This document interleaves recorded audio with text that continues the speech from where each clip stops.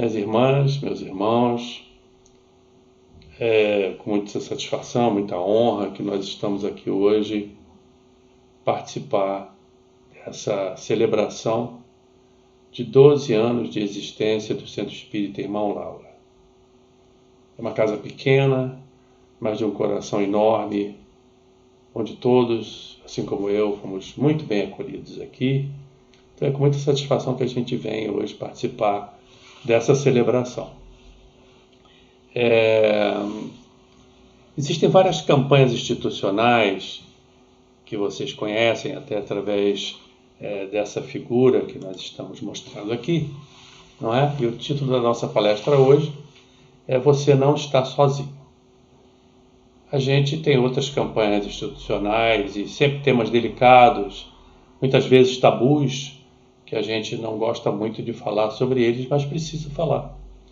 Então, nós temos aí o Outubro Rosa, que é da campanha de prevenção contra o câncer de mama, o Novembro Azul, contra o câncer de próstata, o Dezembro Vermelho, prevenção à AIDS, e nós temos o Setembro Amarelo, que é a campanha institucional de prevenção ao suicídio. Suicídio é um tema que toca profundamente a todas as famílias e toca especialmente a doutrina espírita, como a gente vai discutir hoje. É um tema pesado, é um tema delicado, mas que, como esses tabus que eu mencionei antes, precisa ser tratado de frente, porque nós que caminhamos nessa senda da doutrina, nós temos mais do que os outros a obrigação de entender dessas consequências que advêm de um ato impensado, desesperado, como é o caso do suicídio. No dia 10 de setembro passado agora, foi inclusive o Dia Mundial de Combate a esse suicídio global. É um problema global, é considerado uma doença pela OMS.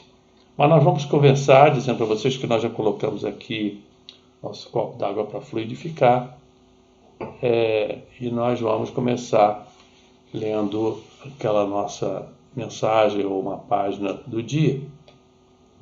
E eu separei para vocês uma mensagem do querido missionário que é Chico Xavier, que tem a ver com estímulo, motivação para as pessoas que passam por aflições, como é o caso do tema de hoje. E ele começa falando assim: nasceste no lar que precisavas, vestiste o corpo físico que merecias, moras onde melhor Deus te proporcionou, de acordo com teu adiantamento.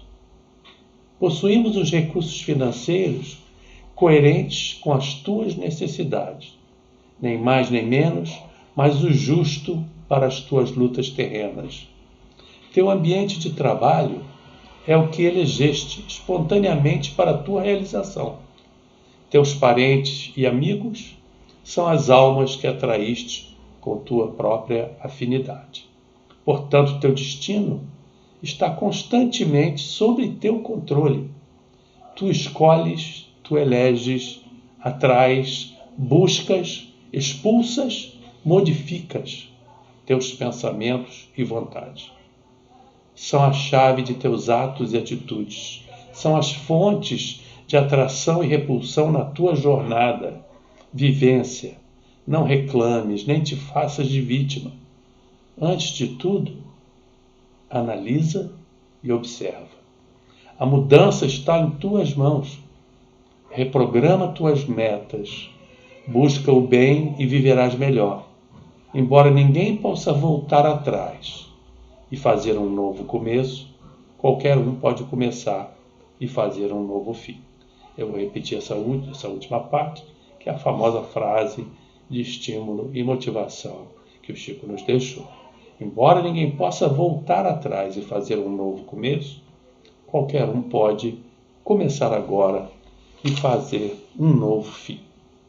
Bom, então, começando, vamos pedir à irmã Laura, seus colaboradores, aos nossos anjos guardiães, mais uma vez nos orientem para fazer aqui um bom estudo, uma boa discussão, que todos tenhamos o coração aberto para uma reflexão sobre esse tema tão importante para a doutrina e para a família e para a sociedade, e que nós possamos, ao longo desse trabalho de hoje e ao final, convergir nossas orações para esses corações que se encontram em aflição, com a ajuda desses mentores queridos, e que permitam também que a casa, Centro Espírita Irmã Laura, possa ter outras décadas e décadas de bons trabalhos, de caminhada na senda do bem.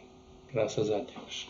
Bom, então, minhas irmãs, meus irmãos, vamos começar o nosso estudo falando o seguinte para vocês.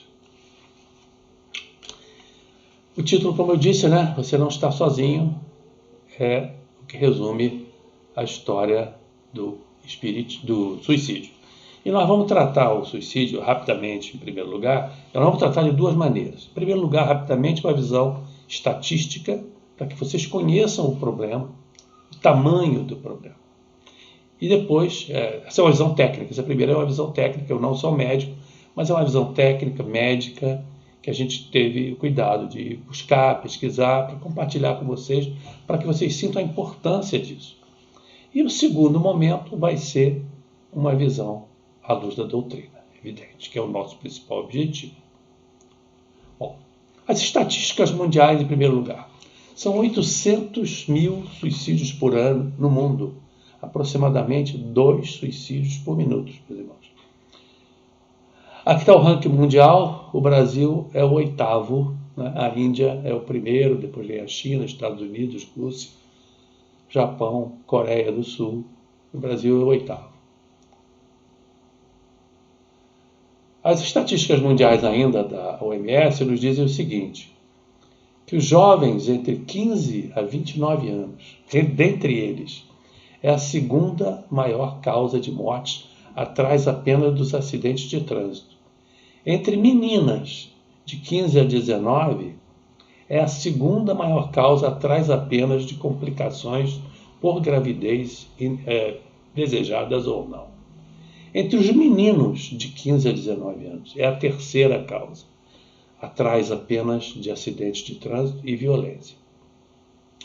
E isso varia conforme a renda daqueles países, considerando taxa, número por cada 100 mil habitantes.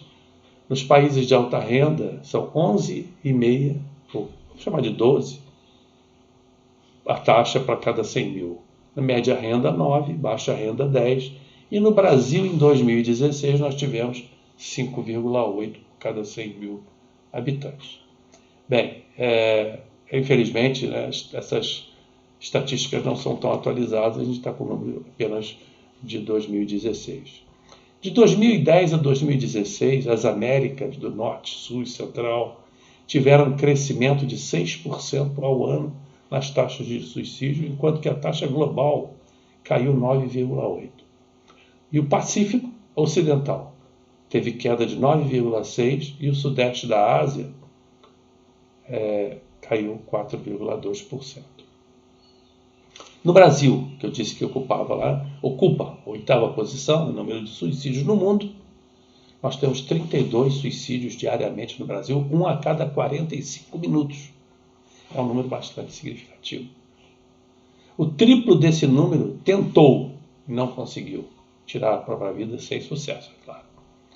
60% foram por enforcamento e 18% por intoxicação.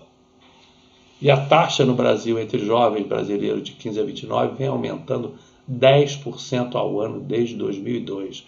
Ou seja, há uma média... não é 10% ao ano, aumentou 10% desde 2002. Ou seja, uma média de 2% ao ano. Esse foi o estudo do Marco da Violência, distribuído pelo Ministério da Saúde da sua base de dados. A estatística local da nossa região sul-fluminense também não é tão nova, a estatística é fraca, mas a gente coletou dados até 2013, vocês veem em azul, então, Volta Redonda, e em laranja ou vermelho, Barra Mansa. Então vocês veem que a média ali está em torno de 9 em Volta Redonda por ano, talvez 8, 9, oscila, né, entre 5 e 13 por ano. e Barra Mansa também acompanhando mais ou menos a mesma tendência. Vale a pena comentar que o que se tem lido aí, vocês têm visto também, ouvido nos telejornais, nos jornais, durante a pandemia aumentaram muito esses casos. Como vocês vão ver agora as causas técnicas que os psicólogos, psiquiatras informam, vocês vão ver que tem a ver com a pandemia ter aumentado esse número. Mas antes disso, ainda na estatística brasileira, vocês vejam o seguinte: em cada 100 habitantes, um consegue, 3 tentam, 5 têm plano, declararam os seus psicólogos, já tiveram plano, e 17 estavam pensando. Então, é um número grande. E não podemos esquecer da subnotificação, que é uma coisa que ocorre em todo tipo de violência aqui no Brasil. Tem muita gente que fica com receio, com medo, envergonhado, tem muita subnotificação. Bom, quais são as causas? É claro que é um aumento da profunda infelicidade que essas pessoas têm, é claro, não é? Então, minhas irmãs, meus irmãos, vamos dar uma olhada nessas causas com um pouco mais de profundidade. Por exemplo, eu não vou entrar no detalhe, porque, como eu disse, eu não sou médico, não sou técnico. Mas a gente pode citar rapidamente, Vocês vão concordar, e é bom entender isso, para ficar atento com aquelas pessoas que te rodeiam, com aquelas pessoas que estão ao seu lado, às vezes dentro de casa, às vezes no trabalho. Nós vamos olhar também os sintomas mais na frente. Doenças ou transtornos. Transtorno bipolar, por exemplo, dependência química, álcool, drogas ou outras. Transtorno de personalidade, esquizofrenia. Aspectos sociais, por exemplo, é o que mais a gente vê nos jornais, Problemas de gênero, falta de identificação com o seu próprio gênero, restrições da sociedade, pressões, enfim, violências da própria sociedade contra esses problemas de gênero. Está bastante atual esse tema. Profissionais que são desligados, aposentados, desempregados nessa crise da pandemia, isso se tornou muito, muito, muito sério. O isolamento social, solidão, por exemplo, de solteiros, separados, divorciados, viúvos.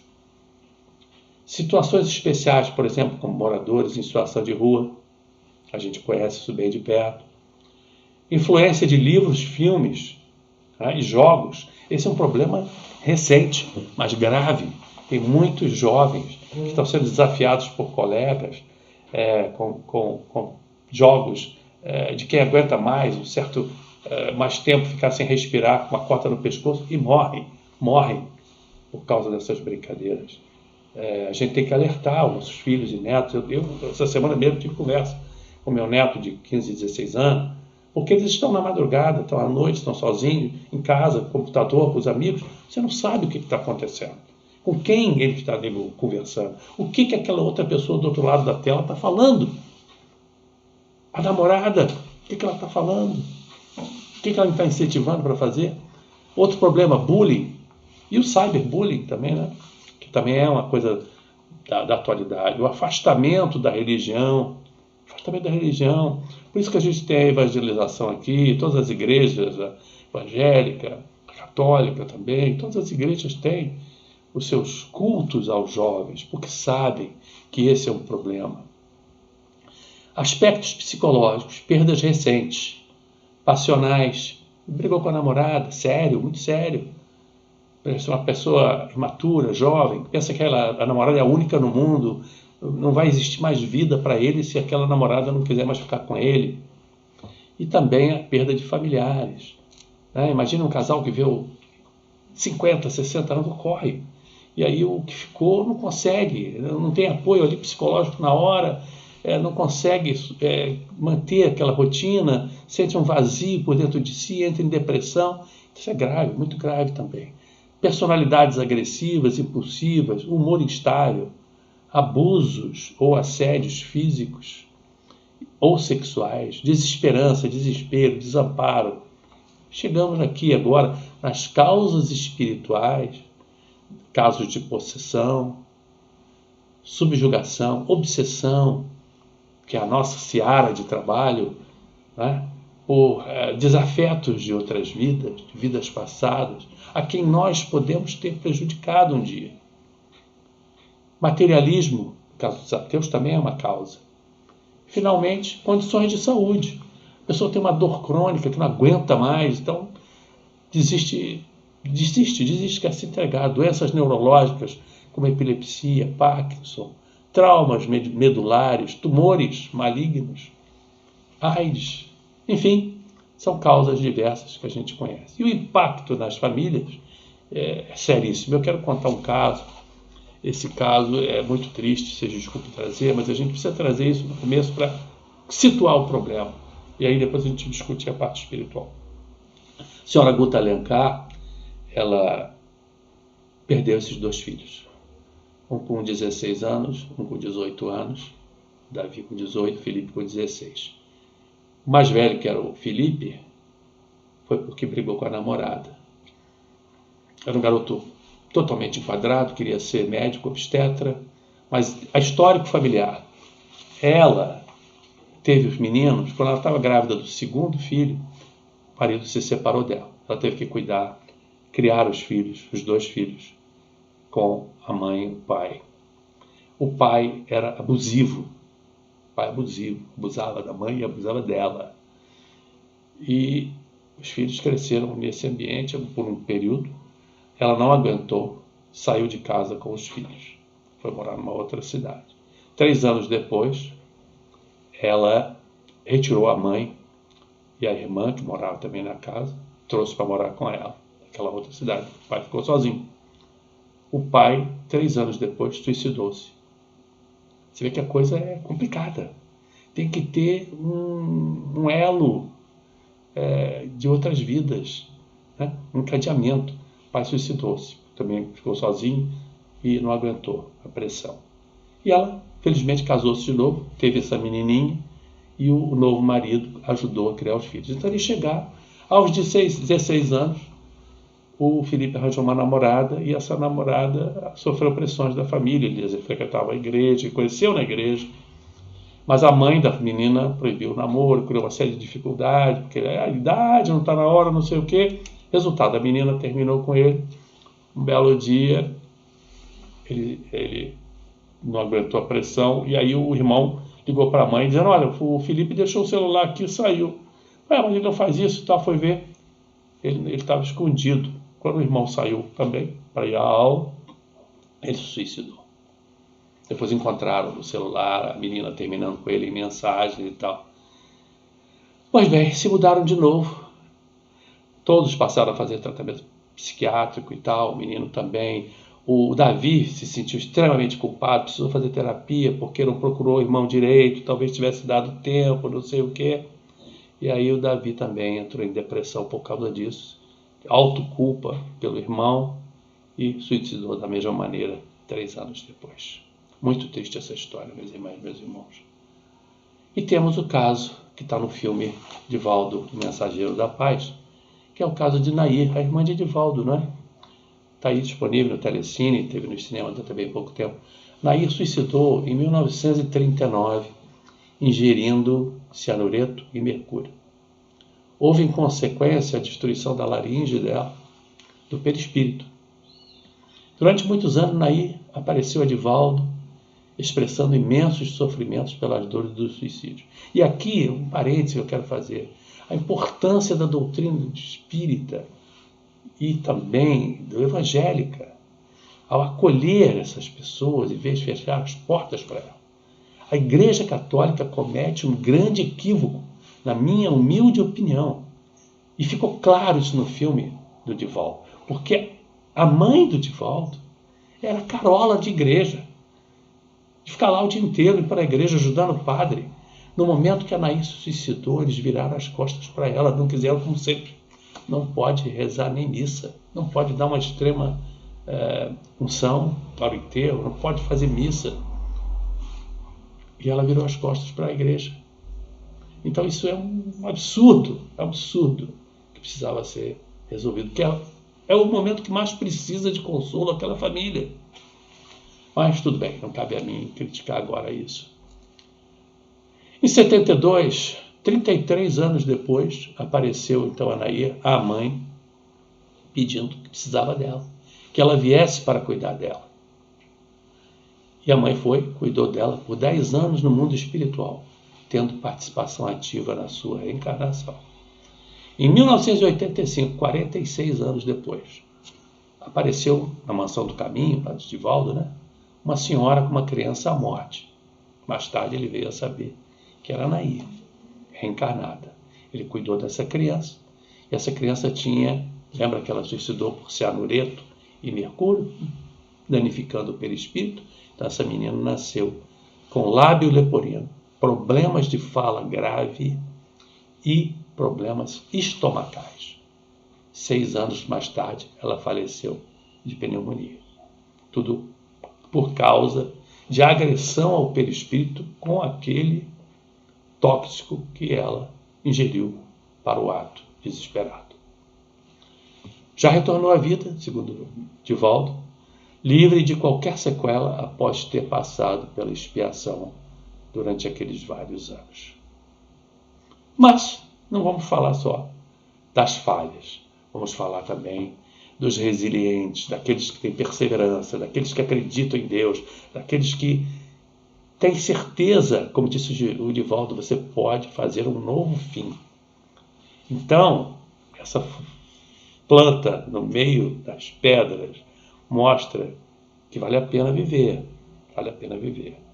E aí a gente vai ver os casos também. Por exemplo, a Beatrice Bebe Vio, desde pequena, com 11 anos de idade, ela já queria ser esgrimista. E ela teve meningite C, teve que amputar as suas 2 pernas e seus antebraços. Ela é italiana. Ela não desanimou, claro que no começo sim sofreu depressão, chegou a cogitar o suicídio, são declarações dela, mas a atenção, o acolhimento e o incentivo dos pais a levaram a retomar uma antiga paixão, que era a esgrima. Ela venceu a Copa do Mundo do Canadá e a medalha de ouro ela conseguiu ter no Rio, nos Jogos Paralímpicos de janeiro de 2016. E ela tem um programa na televisão, na Ra Uno, que é a televisão italiana, La Vita è una fugata, a vida é um barato, no qual ela entrevista pessoas comuns e celebridades para falar de superação. Bonito, né? Então, esse é o caso de Bebe Vio. E nós temos um caso famoso que é o Stephen Hawking, né? Que é um físico, cosmólogo, né? Conhecido mundialmente. Recentemente o filme dele foi A Teoria de Tudo. Ele desenvolveu a teoria dos buracos negros para explicar a criação do universo, como a gente conhece. Então, o Stephen Hawking diagnosticado em 63 com esclerose lateral amiotrófica, que o paralisou gradualmente ao longo das décadas. E mesmo após a perda da sua capacidade de falar, ele continuou trabalhando na Universidade de Cambridge como um dos mais importantes astrofísicos. E ele era capaz de se comunicar por meio de um dispositivo que foi feito para ele, gerador de fala, inicialmente através de um interruptor na mão, e mais tarde, nem a mão ele conseguia, ele só mexia um músculo da bochecha. Ele dizia, continuou escrevendo artigos, escreveu um livro, né? Já dessa forma, com o músculo da bochecha, ele escreveu um livro. Desencarnou aos 76 anos, depois de lutar contra a doença por mais de 50 anos. E agora, mais recente, nós temos aqui um caso brasileiro, né? O atleta, modelo internacional, Fernando Fernandes, foi BBB, né? Big Brother Brasil, em 2002. Ele sofreu um acidente, né? Ele sempre foi atleta, como está dizendo ali, né? Modelo. E em 2009 ele sofreu um acidente que o deixou paraplégico. E após o acidente ele começou a treinar canoagem, claro, sofrendo os estímulos motivacionais da família, dos médicos, né? Porque ele era um atleta fisicamente falando, para que ele se dedicasse ao esporte. E lá no Saara mesmo, no Hospital Saara Kubitschek, ele recebeu essa reabilitação e começou a se interessar pela canoagem. E desde então ele vem conquistando diversos títulos mundiais. Consagrou-se tetracampeão mundial de 2009, 10, 11 e 12. Tricampeão pan-americano, tetracampeão sul-americano e tetracampeão brasileiro de paracanoagem. Tem um caso simples de uma pessoa comum, Luciano Oliveira, 44 anos, na Avenida Paulista, de cadeira de rodas, carregando comida para lá e para cá, só com o auxílio das mãos e da cadeira, distribuindo para o Uber comida na vizinhança. Estou desde meio-dia sem comer nada. É muita correria. Só dá tempo para tomar água. Ele pausa o percurso para pegar fôlego e logo volta a seguir viagem. Então, meus irmãos, existem caminhos que não sejam o suicídio. Basta acreditar. É aquilo da mensagem inicial de Emmanuel, de Chico Xavier, que você tem as suas escolhas. Bom, então terminamos essa primeira parte. Vamos falar da visão da doutrina espírita sobre o suicídio. Esse item suicídio, ele é seriamente tratado em várias publicações. Vamos começar pelos livros do Pentateuco, né? O Livro dos Espíritos trata disso nas questões 944 a 955. Na pergunta ele começa falando: tem o homem o direito de dispor da sua vida? Não, claro que não. Só a Deus assiste esse direito. O suicídio voluntário importa numa transgressão dessa lei. Mas não é sempre voluntário o suicídio? O louco não se mata. O louco que se mata não sabe o que faz. Então existe aqui uma atenuante para o estado de loucura. Agora, aqueles que atormentam alguém a ponto de levá-lo ao suicídio responderão lá em cima como assassinos. E conclui dizendo o seguinte: o suicídio não atenua a falta cometida anteriormente, mas cria outra, você terá cometido duas. Outra pergunta: alcançam o fim objetivado aqueles que, não podendo conformar-se com a perda de pessoas que lhe eram caras, se matam na esperança de ir juntar-se a elas, reunir-se a elas? É o caso daqueles que ficaram viúvos, por exemplo, que eu citei lá atrás. Uma perda de um filho, por exemplo. A mãe vai se suicidar para se encontrar com o filho? Claro que não. Muito diverso do que esperam é o resultado que colhem. Ao invés de se reunirem ao que era objeto de suas afeições, deles mais se afastam. É claro que você cometeu um grande crime contra a sua pessoa, contra os seus desígnios, contra a vontade de Deus. Então, as penas são diferentes daquele outro que desencarnou anteriormente, naturalmente, ou por uma doença. Então você não tem como ter essa lógica de que vai se reunir com ele. Pagarão esse instante de loucura com aflições maiores do que as que pensaram que iam abreviar. Outra pergunta: será condenável uma imprudência que compromete a vida sem necessidade? Vamos chamar isso aqui de um crime culposo, aquele cara do trânsito de alta velocidade, uma imprudência ali, né?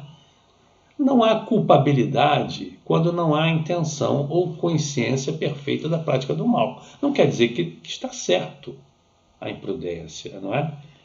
Mas ela não foi a sua intenção. Talvez até por efeitos de algo, ou por outras mutilações, corrida, pegas, etc. Estou falando de carro. Ou então você não sabe nadar direito, mas você vai numa praia que está perigosa. Você não está entrando naquele mar porque você quer se suicidar.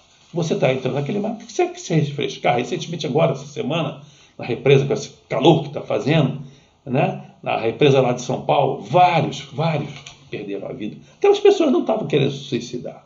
Então, não há culpabilidade ou intenção quando aquela imprudência leva à sua morte.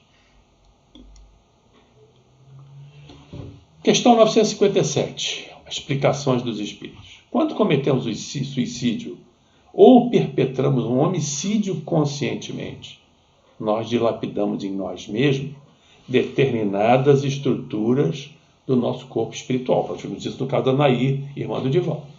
Passamos então à condição de criaturas alienadas do ponto de vista do equilíbrio mental na vida próxima.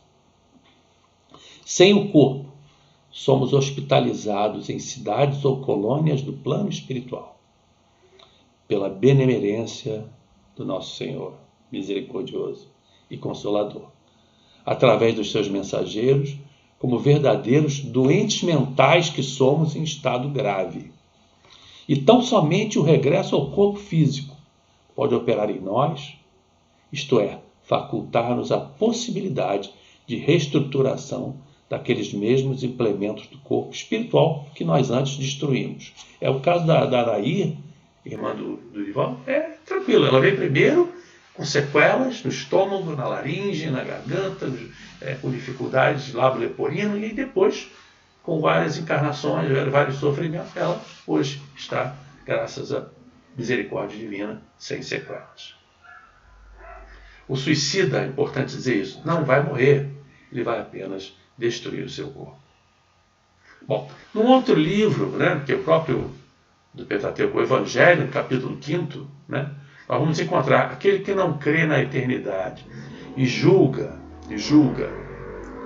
que com a vida tudo vai se acabar, os materialistas, se os infortúnios e as aflições o acabrunham, ele então vê unicamente na morte uma solução para as suas amarguras. Com o Espiritismo, nós que acreditamos na doutrina, acreditamos nas múltiplas vidas, acreditamos no esquecimento do passado, e acreditamos que podemos sempre estar em crescimento a cada lugar, que nós já vamos, com a graça de Deus, sair do planeta de expiações e provas para ir para um planeta de regeneração. Então, aí ele está dizendo, o espírita sabe que a existência se prolonga indefinidamente para o além-túmulo e em condições muito diversas. Daí a paciência, a resignação que o afastam naturalmente a pensar no suicídio. Ele adquire uma coragem moral, ou deveria. O espírita tem assim vários motivos para se contrapor a essa ideia de suicídio. A certeza da vida futura é o principal deles, em que será tanto mais feliz ou infeliz, quanto mais resignado tenha sido na Terra, ou até conforme tenha feito suas escolhas. Não se esqueça do livre-arbítrio, que Jesus sempre nos coloca no caminho, as encruzilhadas da vida. Vamos para lá ou vamos para cá? Vamos ouvir esse ou vamos ouvir aquele? Tem a certeza de que, abreviando seus dias, ele vai chegar ao resultado oposto ao que esperava, que se liberta de um mal para incorrer num mal ainda maior e mais terrível. Pergunta 957, ainda na explicação dos Espíritos, do Livro dos Espíritos, quais em geral, com relação ao estado do espírito, as consequências do suicídio? Muito diversas, não existe um caso, a resposta é única, não. Variadas e diferentes, de acordo com a intenção, de acordo com o histórico daquele caso. É um caso a caso mesmo, são as consequências. Não há penas determinadas nem pré-determinadas. Em todos os casos, correspondem às causas que as produziram. Há, porém, uma consequência que ele não pode escapar. Todos os suicidas, é o desapontamento e o arrependimento, quando ele tomar conhecimento do que fez. E as consequências mais comuns, que também estão lá na questão 957, são a perturbação espiritual, a persistência no laço que unia ao corpo, a ilusão que ainda se encontra vivo, e o pior de tudo, sente os efeitos, normalmente, da decomposição do seu corpo. Nós temos também um exemplo no livro Nosso Lar, com a chegada do André Luiz, querido, ao hospital de primeiro atendimento, em que ele é confrontado quando um dos enfermeiros fala que ele tinha se suicidado. E ele ouve. E aí ele diz, eu não sou suicida, não sou suicida. Aí o cidadão lá, o enfermeiro, fala, a moléstia talvez não assumisse característica tão grave se o seu procedimento mental no planeta estivesse enquadrado nos princípios da fraternidade e da temperança. Entretanto, o seu modo especial de viver, muitas vezes exasperado e sombrio, captava destruidoras vibrações naqueles que o ouviam. Nunca imaginou que a cólera fosse fonte de forças negativas para nós mesmos. Está no Evangelho, capítulo Bem-aventurados os aflitos, porque ali você vai ver falar sobre a cólera. Todo o aparelho gástrico, André Luiz, foi destruído à custa de excessos de alimentação e álcool, aparentemente julgados sem importância. E a sífilis, finalmente, pela sua vida de luxúria, né, devorou-lhe energias essenciais. Como se vê, o suicídio é incontestável. E aí, André Luiz ficou em choque com aquilo ali. Então vamos ouvir agora aqui um depoimento do Pinga Fogo, de 1971, que na televisão preta e branca, naquela época, o Chico foi entrevistado. Da sua vida mediúnica, Chico Xavier conheceu amigos suicidas reencarnados? Alguns. Tendo começado a tarefa mediúnica em 1927, há quase 41 anos, tenho tido tempo suficiente para observar alguns casos. E posso dizer que todos aqueles que vi reencarnados depois do atentado contra eles mesmos, traziam consigo os sinais, os reflexos da leviandade que haviam perpetrado, conquanto nós devamos respeitar os suicidas como criaturas extremamente sofredoras, que muitas vezes perderam o próprio controle das emoções, raiando pelo desrespeito a si próprios. Mas os resultados do suicídio acabam sempre impressos naqueles que o perpetram, de modo que tenho visto, às vezes, 2 companheiros que suicidaram com bala no ouvido. Eu os vi depois de 10 anos no espaço, eu os vi reencarnados num estado de extrema idiotia. Outro companheiro que suicidou por veneno, ele renasceu, mas uma criança que já trazia o câncer da garganta, tendo se desencarnado pouco tempo depois.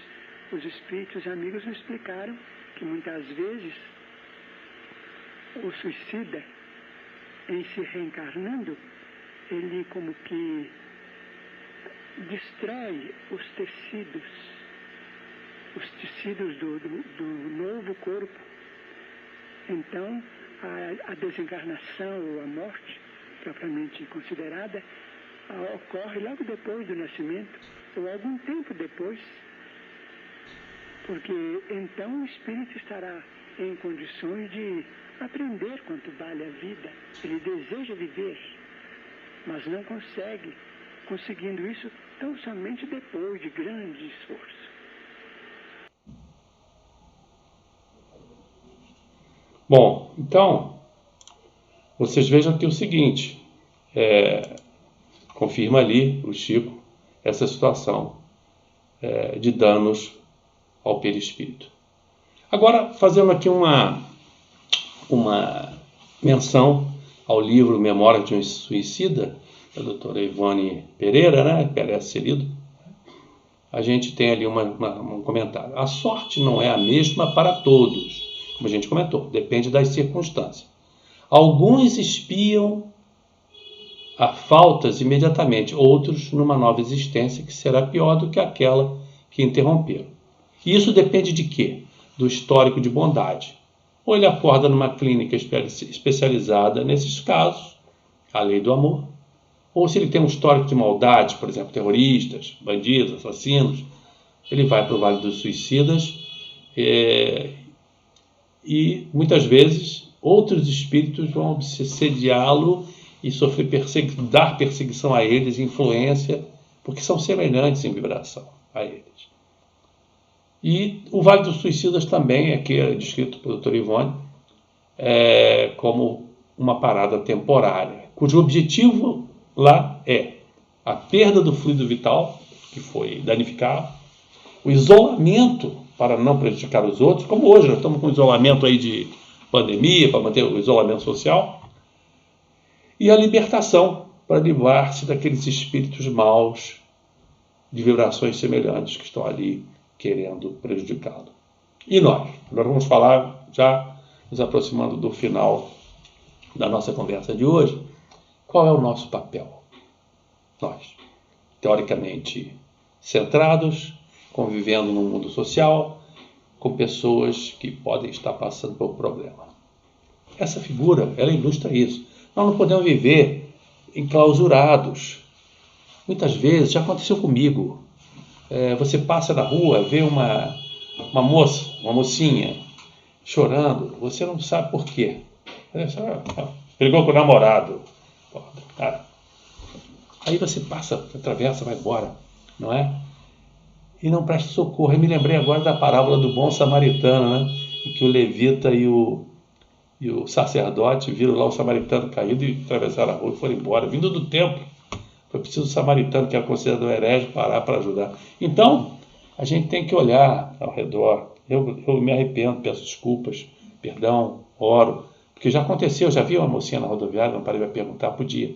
Eu conheço um caso de uma pessoa que estava muito desiludida, um jovem, porque brigou com a namorada também, muito desesperado, estava cabrinhado, triste, e aí se aproximou-se um senhor de uma igreja evangélica e falou com ele: meu filho, o que está passando? Está precisando de alguma coisa e tal? Posso conversar e tal. Levou ele para dentro da igreja evangélica, começou a conversar com ele, aliviou aquele coração atormentado, provavelmente com palavras de motivação e incentivo, que nem a gente acabou de descrever, né? Da resiliência, e graças a Deus nada aconteceu com esse rapaz. Bom, nós devemos fazer o quê? Estar alerta ao que ocorre no entorno, no nosso entorno. Às vezes é dentro da nossa casa, no círculo profissional. Tomamos conhecimento de um caso, nós não podemos lavar a mão. Abrir o coração e enchê-lo dos mais sublimes sentimentos de amor e fraternidade e solidariedade. Contribuir para que esse próximo nosso, quem é o próximo? É o próximo, todos os próximos, não façam essa besteira. E quais são os sinais de pedido de socorro? Isso é dado pela cartilha do Ministério da Saúde e do Centro de Valorização da Vida, CVV. Agravamento de problemas de conduta ou de manifestações verbais. Fica atento a isso. A pessoa está expressando desesperança, sentimento de culpa, falta de autoestima, demonstrando uma visão negativa sobre o seu futuro, não vê nada para diante. Expressa isso verbalmente. Se você não der atenção, não tiver ouvido de ouvir, vai passar batido e não vai perceber que a pessoa está entrando em parafuso. A pessoa se isola cada vez mais, vai se isolando. Tem que ter cuidado hoje, porque os jovens já são isolados normalmente, ficam no computador todo o tempo. Você tem que perceber mudanças comportamentais. Fala mais frequentemente de morte, começa a comentar sobre suicídio. Frases típicas: vou desaparecer, vou deixar vocês em paz. Vocês vão ficar livres de mim. Vocês não estão me aguentando, vão ficar livres de mim. Gostaria de poder dormir e nunca mais acordar. E o que nós devemos fazer? Devemos evitar, em primeiro lugar. Também está na cartilha. Não devemos condenar nem julgar.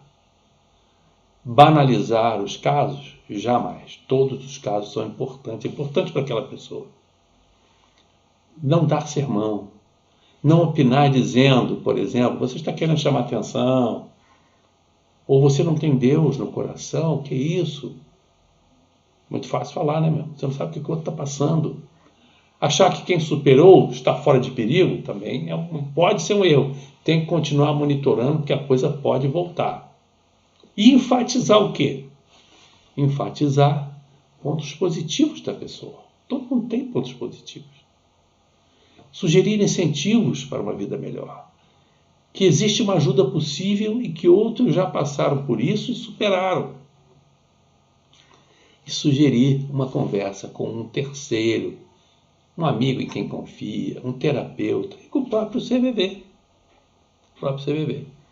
A terapia, desenvolver o auto-amor, desenvolver o autoconhecimento, desenvolver a autovalorização, conhecer o seu espaço no mundo, ajudar aquela pessoa a isso, aprender a lidar com aquilo que lhe faz falta, estimular os pais no sentido de desenvolverem a solidariedade e o amor filial.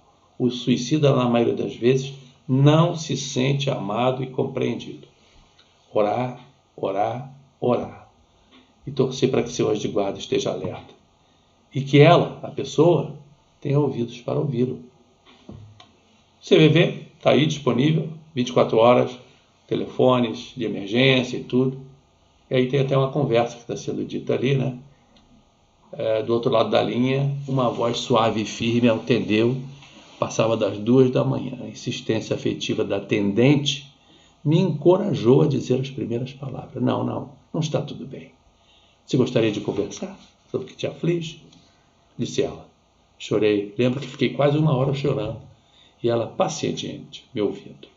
De vez em quando dizia que estava ali. Não desliguei. Para me acolher e que eu poderia confiar nela. E aí foi.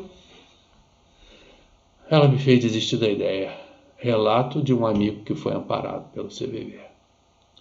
Continuando ainda falando sobre esse nosso papel, só para lembrar, vamos ficar atentos, minhas irmãs, meus irmãos.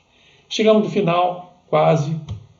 Eu não vou me estender, mas eu sugiro que vocês leiam esse livro Distante da Vida, essa página do Anjo da Caridade, do Anjo Solitário, que é linda, porque Jesus nos prometeu que enquanto uma de suas ovelhas estivesse desgarrada, ele não descansaria. E essa página, ela fala que Jesus, na hora da crucificação, ele não disse como últimas palavras, perdoai-lhes porque eles não sabem o que fazem. O coração de misericórdia de Jesus, o coração misericordioso, compassivo de Jesus, era tão grande que mesmo naquele momento de sofrimento intenso, em que os anjos todos desceram e se cercaram, o céu se abriu num túnel de luz para que ele pudesse subir, ele não foi. Ele chegou um anjo solitário e ele chamou o anjo, e o anjo se acercou dos lábios de Jesus, que balbuciaram alguma coisa para ele, que os outros não ouviram. E esse anjo saiu em desabalada carreira. E o anjo tinha recebido a missão de que fosse acolher a Judas, que tinha acabado de suicidar. E Jesus não voltou, porque mais tarde, num poema de Maria da Loures, que nós até lemos recentemente no nosso estudo, uma poeta baiana, pelas mãos de Chico Xavier, ela disse o seguinte: Jesus ficou 3 dias ainda após a crucificação, tanto que ele apareceu depois a Maria de Magdala, porque eles dizeram a ela: eu não fui ainda, eu estou aqui cuidando de Judas. Só agora, 3 dias depois, que ele conseguiu adormecer, então agora eu posso caminhar para o alto. Então essa história é maravilhosa de Jesus, misericordioso. E eu quero terminar, minhas irmãs, meus irmãos, eu quero terminar lendo com vocês uma página também de Maria da Dolores, muito linda, chamada Retrato de Mãe. Maria Dolores, ela era uma senhora que nasceu em Bonfim da Feira, na Bahia, professora, poetisa, jornalista, família boa, casou-se mais tarde com um italiano, teve vários filhos, e sempre foi muito benemerente, muito caridosa, ajudou a Divaldo na Mansão do Caminho, quando ele montou a casa, né? E ela um dia faleceu, ela era poetisa. 13 anos após o seu desencarne, em 1958, 13 anos depois, ela iniciou mandando mensagens poéticas através de Chico Xavier e depois de Divaldo também. Emmanuel, quando fez o prefácio das obras dela, ele qualifica Maria Dolores como denodada obreira do bem eterno, intérprete de Jesus, alma abnegada de irmã. São os adjetivos que ele dá a ela. irmã querida, poetisa da vida, mensageira da espiritualidade, devotada seareira do bem, irmã e companheira nas tarefas da vida maior, nossa irmã benfeitora, poetisa da espiritualidade superior. Então, eu vou ler para vocês o poema Retrato de Mãe, que está no livro Momentos de Ouro. Eu não sou declamador, mas eu vou tentar trazer toda essa emoção para vocês aqui ao término da nossa conversa. Depois de muito tempo, sobre os quadros sombrios do Calvário, Judas, cego no além, errava solitário. Era triste a paisagem, o céu era nevoento. Cansado de remorso e sofrimento, sentara-se a chorar. Nisso, uma nobre mulher de planos superiores, nimbada de celestes esplendores, que ele não conseguia divisar, chega e afaga-lhe a cabeça do infeliz. Em seguida, num tom de carinho profundo, quase em oração, ela lhe diz: meu filho, por que choras? E ele responde: acaso não sabeis? Replica o interpelado, claramente agressivo. Sou um morto e estou vivo. Matei-me e novamente estou de pé, sem consolo, sem lar, sem amor e sem fé. Não ouvistes falar em Judas o traidor? Sou eu que aniquilei a vida do Senhor. A princípio julguei poder fazê-lo rei, mas apenas lhe impus sacrifício, martírio, sangue e cruz. E em flagelo e aflição, eis a que minha vida agora se reduz. Afastai-vos de mim, deixai-me padecer neste inferno sem fim. Nada me perguntes, retirai-vos, Senhora. Nada sabeis da mágoa que me agita, nunca penetrareis minha dor infinita. O assunto que lastimo é unicamente meu. No entanto, a dama calma respondeu: meu filho, sei que sofres, sei que lutas, sei a dor que te causa o remorso que escutas. Venho apenas falar-te que Deus é sempre amor em toda parte. E acrescentou serena: a bondade do céu jamais condena. Venho por mãe a ti, buscando um filho amado. Sofre com paciência a dor e a prova. Terás em breve uma existência nova. Não te sintas sozinho ou desprezado. Judas interrompeu-a e bradou rude e pasmo: mãe, não me venhas aqui com mentira e sarcasmo. Depois de me enforcar num galho de figueira para acordar na dor, sem mais poder fugir à vida verdadeira, fui procurar consolo e força de viver ao pé da pobre mãe que me forjara o ser. Ela me viu chorando e escutou meus lamentos, mas teve medo de meus sofrimentos. Expulsou-me a esconjuros, chamou-me de monstro, por sinal. Disse que eu era unicamente um espírito do mal. Intimou-me a um terrível retrocesso, mandando que apressasse o meu regresso para a zona infernal, de onde por certo eu vinha. Ah, detesto lembrar a horrível mãe que eu tinha. Não me faleis de mães, não me faleis de amor. Sou apenas um monstro sofredor. Ainda assim, disse a dama docemente, por mais que me recuses, não me altero.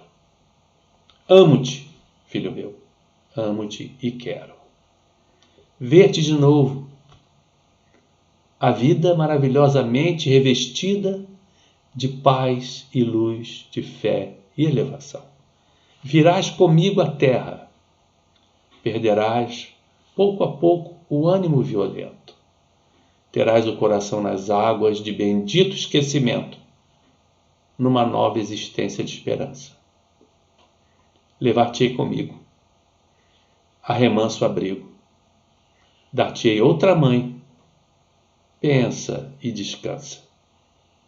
E Judas, nesse instante, como quem olvidasse a própria dor gigante, ou como quem se desagarra de um pesadelo atroz, perguntou: quem sois vós, que me falais assim, sabendo-me um traidor? Sois uma divina mulher, irradiando amor? Ou um anjo celestial, de quem pressinto a luz? No entanto, ela, a fitá-lo frente a frente, respondeu simplesmente: meu filho, eu sou Maria, sou a mãe de Jesus. Ela estava viva, encarnada no falecimento de Jesus, no suicídio de Judas, mas ela era um espírito imensamente iluminado, Maria. Então ela, em desdobramento no sono, compareceu ali para junto de Jesus, que estava ali por 3 dias, ajudar a Judas. Trouxe ele de volta. Após Judas ter sido resgatado da zona umbralina por Maria, mãe terrena de Jesus, ele foi acolhido e estava sendo tratado numa casa transitória, no plano imaterial, ligada à Casa do Caminho de Jerusalém. Esse abrigo, destinado aos espíritos errantes resgatados, era dirigido pelo profeta Eliseu, discípulo e sucessor de Elias, e supervisionado num plano astral mais elevado por João Batista, que anteriormente fora o próprio Elias.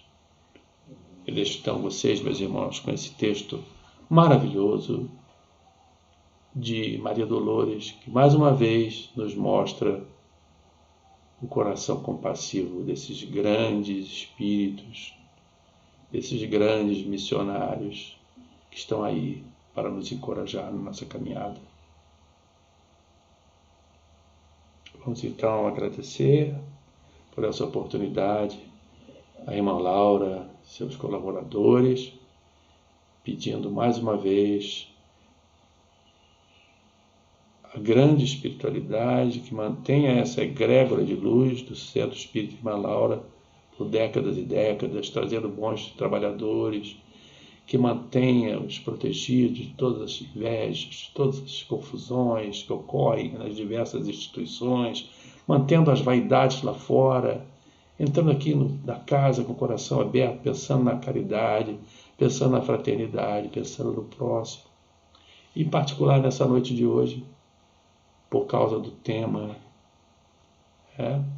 não estar sozinho, aquele que está à beira do desespero, nós vamos pedir à irmã Laura, se é que ela já não tem, uma força-tarefa para auxiliar a esses desesperados que nesse momento de pandemia possam estar pensando nesse momento em cometer alguma dessas besteiras, dessa loucura, que não vai trazer nenhum ganho para eles, como a gente tentou mostrar aqui.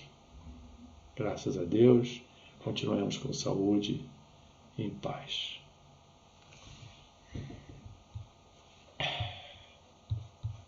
Muito obrigado mais uma vez, Tom.